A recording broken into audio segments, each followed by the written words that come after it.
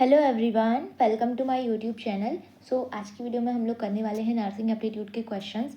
इससे पहले 2 वीडियोस करवा चुकी हूँ, अगर आपने वो नहीं देखे हैं तो आप लोग जाके देख सकते हो। स्टार्ट करते हैं। फर्स्ट क्वेश्चन है, what is the main M of environmental hygiene? पर्यावरणीय स्वच्छता का मुख्य उद्देश्य क्या है? ऑप्शन ए है डिसीज प्रिवेंशन, रोगों की रोकथाम। ऑप्शन बी है अर्बनाइजेशन, शहरीकरण। ऑप्शन सी है फैशन प्रमोशन, फैशन का प्रचार। एंड ऑप्शन डी है पॉपुलेशन ग्रोथ। इसका आंसर आप लोगों को, काफ़ी लोगों को समझ में आ गया होगा, बहुत ही सिंपल है। क्या आंसर होगा मेन एम इन्वायरमेंटल हाइजीन का? तो ये होगा डिसीज प्रिवेंशन, रोगों की रोकथाम। नेक्स्ट क्वेश्चन देखते हैं, the main carrier of malaria. Malaria का मुख्य वाहक क्या है? ऑप्शन ए है हाउस फ्लाई। ऑप्शन बी है female anopheles mosquito. Option C है रैट। एंड ऑप्शन डी है डॉग। तो मेन कैरियर क्या है मलेरिया का? तो ये है आपका फीमेल एनोफ्लीज मस्कीटो। जो फीमेल एनोफ्लीज मस्कीटो होती है, उसके सलाइवा में प्लाज्मोडियम होता है, जो कि मलेरिया कॉज करता है। ऑप्शन बी आपका करेक्ट आंसर हो जाएगा। ठीक है, नेक्स्ट क्वेश्चन देखते हैं। नेक्स्ट है question third, poor sanitation leads to. खराब स्वच्छता से क्या होता है? ऑप्शन ए है गुड हेल्थ। ऑप्शन बी है इंक्रीज्ड ऑक्सीजन। ऑप्शन सी है disease spread. And option D है क्लीन इन्वायरमेंट। अगर सैनिटेशन अच्छा नहीं होगा, खराब होगा, पुअर होगा, तो उससे क्या होगा? उससे डिसीज स्प्रेड होगा, रोग फैलेंगे, बीमारियां फैलेंगी, अगर हम अच्छे से साफ सफाई मेंटेन नहीं करेंगे तो। ऑप्शन सी यहाँ पे आपका करेक्ट आंसर हो जाएगा। नेक्स्ट क्वेश्चन है question number 4, which disease spreads due to dirty water. गंदे पानी से कौन सा रोग फैलता है? ऑप्शन ए है दमा, अस्थमा। ऑप्शन बी है कॉलेरा। ऑप्शन सी है आर्थराइटिस। एंड ऑप्शन डी है टीबी। डर्टी वाटर की वजह से मेनली कौन सा जो डिसीज़ होता है वो फैलता है? तो ये फैलता है आपका कॉलेरा, हैजा भी बोलते हैं इसको। नेक्स्ट क्वेश्चन है आपका question number 5, what is the ideal temperature for refrigerator storage. Refrigerator में भंडारण के लिए आदर्श तापमान क्या है? ऑप्शन ए है 10 डिग्री सेल्सियस। ऑप्शन बी है 4 डिग्री सेल्सियस। ऑप्शन सी है आपका 0 degree Celsius. And option D है आपका 7 डिग्री सेल्सियस। आइडियल टेम्परेचर यहाँ पे पूछा गया है, तो आइडियल टेम्परेचर क्या होगा रेफ्रिजरेटर के लिए? आइडियल टेम्परेचर होगा आपका 4 डिग्री सेंटीग्रेड। ठीक है, तो नेक्स्ट क्वेश्चन 6 है, the main cause of food spoilage is. भोजन खराब होने का मुख्य कारण क्या है? ऑप्शन ए है हीट। ऑप्शन बी है बैक्टीरिया। ऑप्शन सी है सनलाइट। एंड ऑप्शन डी है कोल्ड। मेन कॉज क्या है फूड के स्पॉइल होने का, खराब होने का? तो ये है बैक्टीरिया। बैक्टीरिया की वजह से क्या होता है, फूड जो है वो सड़ने लगता है और उसमें मतलब बीमारी होने के चांसेस ज़्यादा रहते हैं। करेक्ट आंसर हो जाएगा आपका ऑप्शन बी। नेक्स्ट देखते हैं question number 7, which of these is a sign of food spoilage. इनमें से कौन सा भोजन के खराब होने का संकेत है? ऑप्शन ए है ब्राइट कलर। ऑप्शन बी है आपका सॉर स्मेल, खट्टी गंध। ऑप्शन सी है फर्म टेम्परेचर, कठोर texture, firm texture. And option D है आपका नेचुरल अरोमा, प्राकृतिक गंध। एक सेकेंड, करेक्ट आंसर क्या होगा आपका? इसमें करेक्ट आंसर होगा आपका सॉर स्मेल, यानी कि खट्टी जब महक आने लगती है अजीब सी खाने में, वो समझ में आ जाता है कि खाना खराब हो रहा है। ऑप्शन आपका बी करेक्ट आंसर हो जाएगा। नेक्स्ट क्वेश्चन देखते हैं question number 8, what is the first step of hand washing. हाथ धोने का पहला चरण क्या है? ऑप्शन ए है अप्लाई सोप। ऑप्शन बी है रब पाम्स। ऑप्शन सी है wet hands. And option D है रिंस। करेक्ट आंसर क्या होगा? हाथ धोने के लिए सबसे पहला स्टेप क्या है? तो सबसे पहला स्टेप है वेट हैंड्स, अपने हाथों को गीला करना है। देन सेकेंड स्टेप अगर इसी में होता तो सेकेंड स्टेप होता है आपका अप्लाई सोप, देन रब पाम्स एंड देन रिंस। ठीक है, करेक्ट ऑप्शन क्या होगा यहाँ पे? करेक्ट ऑप्शन होगा आपका option C, wet hands. Next question देखते हैं क्वेश्चन नंबर 9,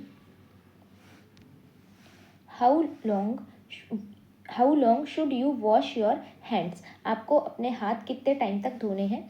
ऑप्शन ए है 5 सेकेंड्स। ऑप्शन बी है 10 सेकेंड। ऑप्शन सी है 20 सेकेंड्स। एंड ऑप्शन डी है 1 मिनट। तो आपको अपने हाथ कितनी देर तक धोने हैं नॉर्मल कंडीशन में? तो 20 सेकेंड्स तक धोने। नेक्स्ट क्वेश्चन है, hand washing is part of which safety major. हाथ धोना किस सुरक्षा उपाय का हिस्सा है? ऑप्शन ए है ट्रैफिक सेफ्टी। ऑप्शन बी है वाटर कंजर्वेशन, ऑप्शन सी है personal hygiene and option D है physical exercise. So hand washing किसका सेफ्टी मेजर है? तो ये है आपका पर्सनल हाइजीन का। ऑप्शन सी आपका करेक्ट आंसर हो जाएगा। नेक्स्ट क्वेश्चन है, what is the main goal of hospital hygiene? अस्पताल स्वच्छता का मुख्य उद्देश्य क्या है? ऑप्शन ए है प्रिवेंशन ऑफ इन्फेक्शन, संक्रमण की रोकथाम। ऑप्शन बी है डेकोरेशन ऑफ वार्ड्स, वार्ड की सजावट। ऑप्शन सी है सेविंग इलेक्ट्रिसिटी, बिजली बचाना। एंड ऑप्शन डी है बाइंग इक्विपमेंट, उपकरण खरीदना। सो मेन गोल क्या है हॉस्पिटल हाइजीन का? सो इसका मेन गोल है इन्फेक्शन को प्रिवेंट करना, यानी कि prevention of infection. Option A आपका करेक्ट आंसर हो जाएगा। नेक्स्ट क्वेश्चन देखते हैं, question number 13। Nosocomial infections are also known as. Option A है hospital acquired infection, option B है vector borne infection, option C है जेनेटिक इन्फेक्शन, ऑप्शन डी है food poisoning. तो नोजोकॉमियल इन्फेक्शंस को और किस नाम से जाना जाता है? तो इनको जाना जाता है हॉस्पिटल एक्वायर्ड इन्फेक्शन के नाम। नोजोकॉमियल इन्फेक्शन क्या होता है? आपको थोड़ी सी बैकग्राउंड में आवाज़ आएगी, बट प्लीज़ उसको इग्नोर करना। नोजोकॉमियल इन्फेक्शन क्या होता है? जब पेशेंट बहुत टाइम तक हॉस्पिटल में एडमिट रहता है, या फिर बहुत टाइम तक ही नहीं, हम नॉर्मल जो हॉस्पिटल में विजिट करते हैं, हॉस्पिटल में पहले से इतना सारा इन्फेक्शन रहता है, तो अगर पेशेंट को जो इन्फेक्शन पहले से कोई इन्फेक्शन है वो अलग चीज़ है, बट अगर कोई इन्फेक्शन हॉस्पिटल की वजह से उसको हुआ है, हॉस्पिटल में विजिट करने की वजह से हुआ है, तो उसे हम बोलते हैं नोजोकॉमियल इन्फेक्शन या फिर hospital acquired infection.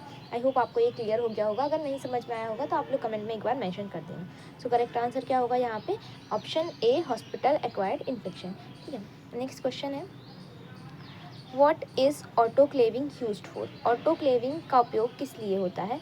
Option A है sterilisation of equipment, option B है हैंड वॉशिंग, ऑप्शन सी है cold storage and option D है ग्लव्स पैकिंग। ये हिंदी इसमें गलत लिखा है, सो प्लीज़ इसको अवॉइड करना। ठीक है, तो ऑटोक्लेविंग किस लिए यूज़ होता है? ये यूज़ होता है स्टेराइल करने के लिए, जो इक्विपमेंट्स होते हैं उनके लिए। स्टेराइल मतलब उनको साफ़ करना, मतलब ऐसे अगर आप बोलोगे साफ़ करना तो सिर्फ वो दिखने में साफ़ नहीं होनी चाहिए, उन पे कोई भी लाइक बैक्टीरिया, वायरस, कोई भी कुछ भी प्रेजेंट नहीं होना चाहिए। वैसे उसको अगर हम साफ़ करेंगे मशीन के द्वारा तो उसे हम बोलते हैं ऑटोक्लेविंग। ये एक प्रोसीजर होता है। ठीक है, तो इसका यूज़ हम करते हैं जो हॉस्पिटल में जो भी इंस्ट्रूमेंट यूज़ होते हैं तो उनको हम स्टेराइल करते हैं। जैसे एक पेशेंट के ऊपर अगर कोई मान लो आपका कोई भी इंस्ट्रूमेंट है, उसको हमने यूज़ किया, कोई सीज़र है या फिर कोई भी जो हॉस्पिटल इंस्ट्रूमेंट है वो है, उसको हमने यूज़ किया है, तो उसको हम दूसरे पेशेंट पे यूज़ नहीं करेंगे जब तक हम उसको स्टेराइल नहीं कर लेंगे। अगर आप क्लीन बोलोगे और स्टेराइल बोलोगे तो दोनों में अंतर होता है। क्लीन अगर कोई मान लो ये कोई इक्विपमेंट है, ठीक है, तो क्लीन है मतलब ये साफ़ दिख रहा है दिखने में, बट इस पर बैक्टीरिया, वायरस, ऐसी चीज़ें प्रेजेंट हो सकती हैं जो हमें आंखों से नहीं दिखती। बट स्टेराइल का मतलब है कि उस पर कोई भी माइक्रोब्स प्रेजेंट नहीं है, कोई भी चीज़। ठीक है, तो उसको हम बोलते हैं स्टेराइल। तो ऑटोक्लेविंग एक प्रोसीजर होता है जिसमें हम क्या करते हैं, जो भी इंस्ट्रूमेंट होते हैं उनको एक स्पेसिफिक टेम्परेचर होता है उस पर हीट करते हैं, उसके बाद वो उसको स्टेराइल कर देते हैं, तो उसको ही बोलते हैं हम ऑटोक्लेविंग। सो ऑप्शन ए आपका करेक्ट आंसर हो जाएगा। नेक्स्ट क्वेश्चन है 15। Disinfection is the process of. कीटाणु शोधन किस प्रक्रिया को कहते हैं? ऑप्शन ए है किलिंग मोस्ट माइक्रोब्स, अधिकांश सूक्ष्म जीवों को नष्ट करना। ऑप्शन बी है ऑर्गन ट्रांसप्लांट, ऑप्शन सी है इंजेक्शन एंड ऑप्शन डी है सर्जरी। बहुत ही गंदे ऑप्शन दिए हुए हैं, पहले ही समझ में आ रहा है आंसर इसका क्या होगा। ऑप्शन ए करेक्ट आंसर हो जाएगा, किलिंग मोस्ट माइक्रोब्स, अधिकांश जो भी सूक्ष्म जीव हैं उनको ख़त्म कर देना, नष्ट कर देना। ठीक है, नेक्स्ट क्वेश्चन है, what is the first step in infection control? तो इन्फेक्शन कंट्रोल में फर्स्ट स्टेप क्या होगा? ऑप्शन ए है हैंड वॉशिंग, ऑप्शन बी है wearing PPE kit, option C है taking antibiotics and option D है कॉलिंग अ डॉक्टर। सो अगर infection control की बात की जाएगी तो वहाँ पे फर्स्ट स्टेप हमेशा होगा हैंड वॉशिंग। क्या होगा? Hand washing. आपको याद रखना है कितनी भी अच्छी चीज़ें दी हुई हैं, बट अगर वहाँ पे ऑप्शन में हैंड वॉशिंग है तो आपको सबसे पहले उसी को यूज़ करना है, हैंड वॉशिंग को। नेक्स्ट है universal precautions help prevent which type of infection? तो जो यूनिवर्सल प्रिकॉशन होते हैं तो वो किस टाइप के इन्फेक्शन से बचाते हैं। ऑप्शन ए है blood borne infection, option B है जेनेटिक डिसीज़, ऑप्शन सी है skin allergies and option D है अस्थमा। तो जो यूनिवर्सल प्रिकॉशन होते हैं वो किस टाइप की इन्फेक्शन को प्रिवेंट करते हैं, ये प्रिवेंट करते हैं ब्लड बॉर्न इन्फेक्शन। जो भी ऐसे इन्फेक्शन होते हैं जो हमारे ब्लड से फैलते हैं तो उनको प्रिवेंट करते हैं यूनिवर्सल प्रिकॉशन। ठीक है, सो इतने ही क्वेश्चंस हैं आज की वीडियो में। अगर आपको कोई भी क्वेश्चन नहीं समझ में आया है तो आप लोग पूछ सकते हो कमेंट बॉक्स में। बाकी ये वीडियो आपको कैसी लगी वो भी आप बता सकते हो कमेंट बॉक्स में। एंड पढ़ाई करते रहो, आपका एग्ज़ाम पास में आने वाला है तो इसके लिए अच्छे से तैयारी करनी है। बाकी मिलते हैं नेक्स्ट वीडियो में, बाय बाय।